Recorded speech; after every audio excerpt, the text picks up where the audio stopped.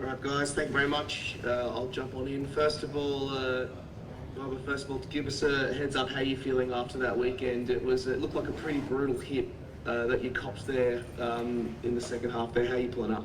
Yeah, I'm all good. Passed my HA during the game and was ready to come back on towards the end, but the boys did well and get the ball in play.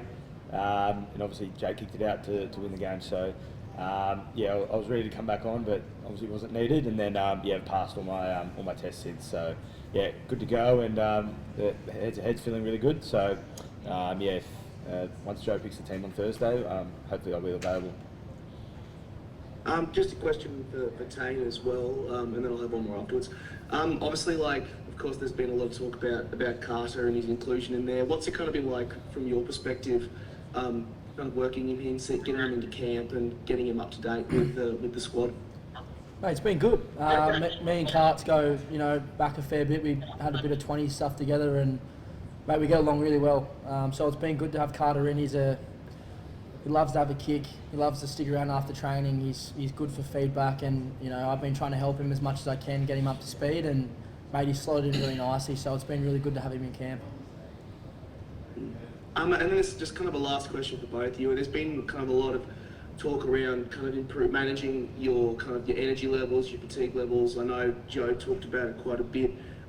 What's kind of been some of the approaches that a lot of the squad has kind of been taking here? Often, obviously there's the answer week to week, but when you are on a tour this big and when you are kind of diving into that environment, what's the kind of the headspace and the approach that you kind of take to kind of managing your fatigue levels, particularly after a year as long as this? Yeah, look, I think Joe's really good at getting the fundamentals right. I think sleeping and eating, it's the boring stuff that you got to get right, each day to make sure that you're ready to go by the weekend. I think, there's no hidden secrets around what it is to recovery, and sleeping and eating's been a big part of that. And coming from Japan, we've had a full sleep schedule for what we need to do, and obviously different foods that help with that time zone change. And it felt really good coming into it. We left Japan sort of in the morning, and then you arrive in the evening/afternoon in England, so it's just a long day really, and then you get sort of on that time zone pretty easily, which has been really good. So we were able to train Monday, Tuesday this week, and feeling really good for the weekend. Moreno, Mark, anything on that? Just one question. Last year, at the end of the year, with all the matches, you started with Joe Schmidt, and then at the end of the year, you reached your peak in order of performances and results.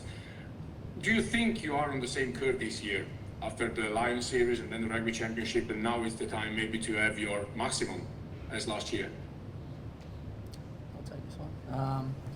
Yeah, I think we're just always looking to improve. There's no denying that we've got a massive growth mindset in the squad. Joe really drives that every training session, every meeting, every game. We're just looking to improve, and we believe that we've still got a long way to go, and I think we always will. And we want to keep that upward curve kind of trending in the right direction, and I think that's what we're kind of striving for on this tour.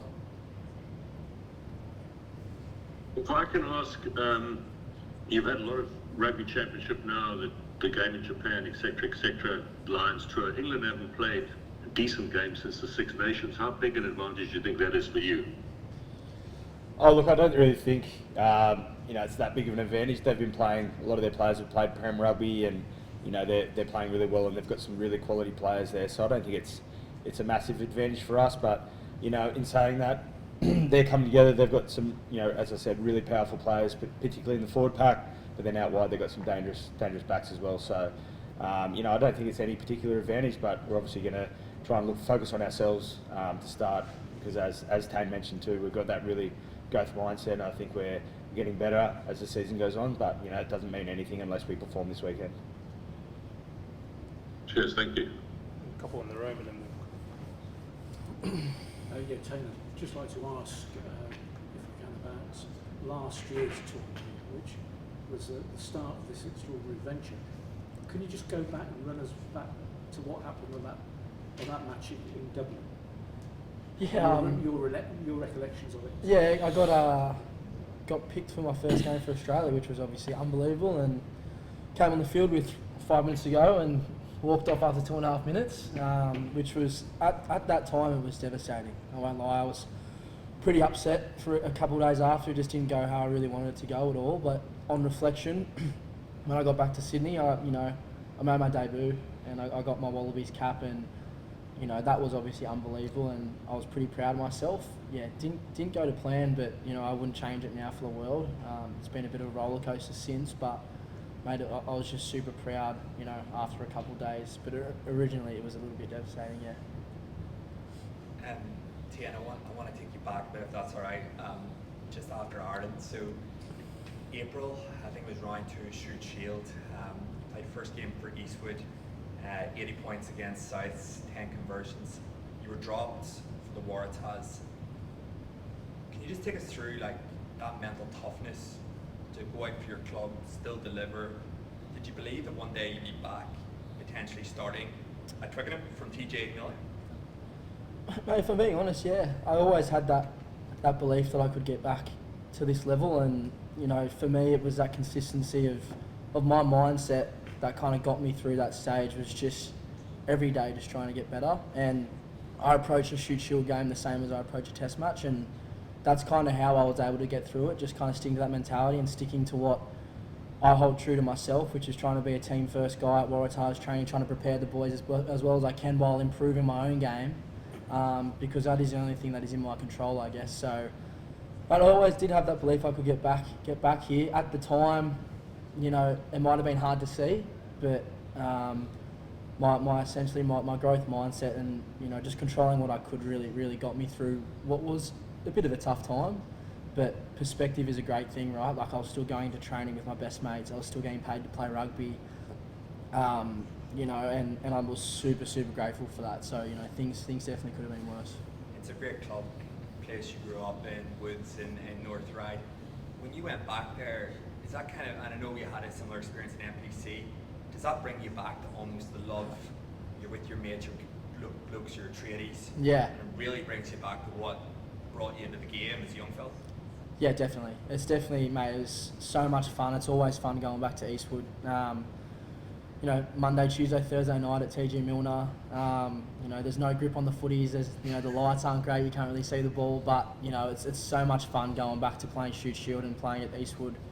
And it definitely kind of reminds you, why you play the game, because it definitely can get tough. It can get pretty intense at this level.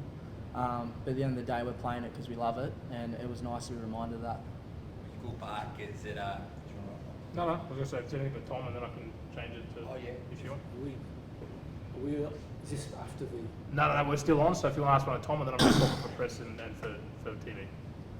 If you don't want anything with Tom, I'll send him to the... No, just yeah. do one. Yeah, sure. Tom, sorry. Tell me about the sort of this kind of like transitional period in a way for the Wallabies. Slipper's gone now, and I mean, do you feel as though people like yourself are now sort of have to step up more in a sense that it's your time? Yeah, I guess in a sense, yes, but in a sense, like the guys that have been underneath Slips for a few years, we've learned a lot, and I think we're our own players, and no one's going to be able to replace a guy like Slips. He's got 151 tests for his country and almost 200 Super Rugby games. So I think, if you're trying to be something that you're not, I don't think that's the way to go about it. I think we're all, the guys that are playing prop in this squad have learned a lot, and I think we're all got our different attributes, so we're not trying to emulate what Slips has necessarily done, because we're just not like him. We've got different strengths and weaknesses in our own game. So I feel like there's a lot of depth here as well. Over the last 12 to 18 months, we've really built depth in the front row. We've got some guys that aren't even in the squad that are really good props that could easily step into the Wallabies jerseys. So it's been really exciting to see, but also quite competitive to get that jersey each week. And we'll be doing our best to do Slips proud back home. You're hardly a novice, but do you feel as though that some of you are going to have to step up even more than you've done in the past? Yeah, I guess we're going to have to step up, and he's not going to be there each week, and he's a leader, on the field, like through what he does and what he says, but he's also a leader off the field as well. So there's definitely some aspects in that we're going to have to pick up, but at the same time, we're our own, own people, we're our own players. We've got our own strengths and weaknesses. So I feel like it's not trying to be someone who you're not. And I feel like Slip's brought a lot, but you know the guys that are coming in to replace him, they bring a lot as well. And you know, a guy like Aiden Ross made his debut on the weekend. He's got 100 caps for the Chiefs, and you know he's played a lot of games. So you know he brings his own strengths as well. So we're excited to see where that can take us.